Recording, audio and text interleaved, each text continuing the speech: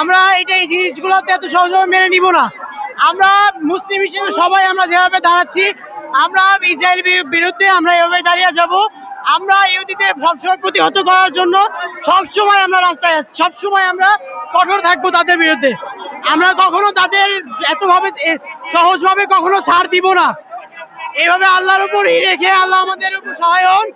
আমরা সবাই ইসরায়েলের বিরুদ্ধে, আমাদের এই সকল ইহুদিদের বিরুদ্ধে, আমরা সকল মুসলিম জাতি, আমাদের জাতির উপরেই হচ্ছে, আমরা সকল মুসলিম জাতি এটার বিরুদ্ধে প্রতিহত করব এবং এটার বিরুদ্ধে আমরা আন্দোলন করব।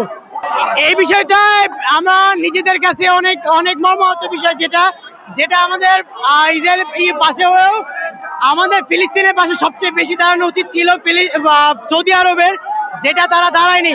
তাদের জায়গায় আমার দূর থেকে আমরা আন্দোলন হোক আমরা যাই করছি, কিন্তু আমরা কিছু করে উঠতে না পারলেও তারা যতখানি করতে পারতো তারা সেটা করেনি, যেটা আমাদের কাছে খুবই কষ্টদায়ক এবং যেটা না মানার মতন।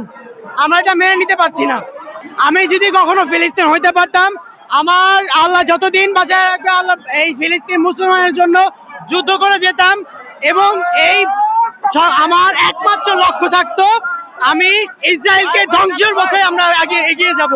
ইসরায়েলকে ধ্বংস করে আমি আমার বিজয় অর্জন করব ইনশাআল্লাহ।